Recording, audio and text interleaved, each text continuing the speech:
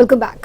కాంగ్రెస్ అరచేతిలో వైకుంఠం చూపించి అధికారంలోకి వచ్చిందని ఇచ్చిన హామీలు అమలు చేయట్లేదని కేటీఆర్ చేసిన కమెంట్స్ కి కౌంటర్ ఇచ్చారు మంత్రి కోమటిరెడ్డి వెంకటరెడ్డి. బీఆర్ఎస్ భూస్థాపితం కాబోతోందని ఆ ఫ్రస్ట్రేషన్ లోనే కేటీఆర్ మాట్లాడుతున్నారని కోమటిరెడ్డి ఎద్దేవా చేశారు. ఉద్యోగ నియామక పత్రాలు బీఆర్ఎస్ హయాంలో ఎందుకు ఇవ్వలేదంటూ కేటీఆర్ ను క్వశ్చన్ చేశారు.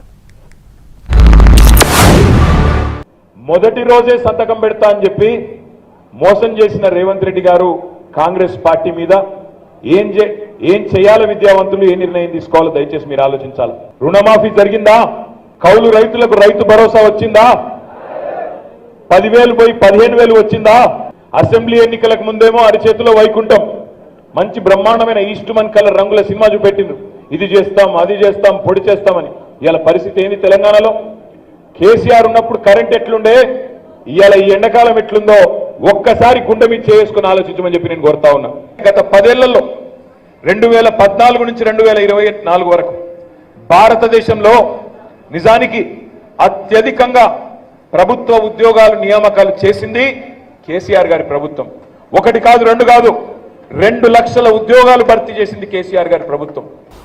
బీఆర్ఎస్ పార్టీ అనే పార్టీ అంటే బీఆర్ఎస్ కానీ టీఆర్ఎస్ కానీ వాళ్ళు మార్చుకున్న పేర్లు కానీ మొత్తం కూడా భూస్థాపితం కాబోతున్న సందర్భంలో ఫ్రస్ట్రేషన్లో ఒకవైపు ఇంట్లో ఫ్యామిలీలో వాళ్ళ చెల్లె జైల్లో ఉండడం, అది బెయిల్ రాదని తెలుసు ఆయన.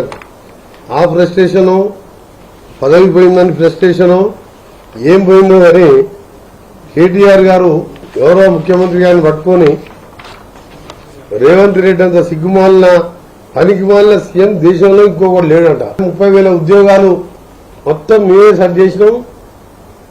దాన్ని ఆయన అనుకున్న జావాలు మేమిచ్చి చెప్పుకుంటున్నాం. మరి ఎందుకు ఇవ్వలేకపోయినావు కేటీఆర్ ను? మినిస్టర్లను డమ్మీ చేసి మొత్తం రాజ్యం వెళ్ళాము.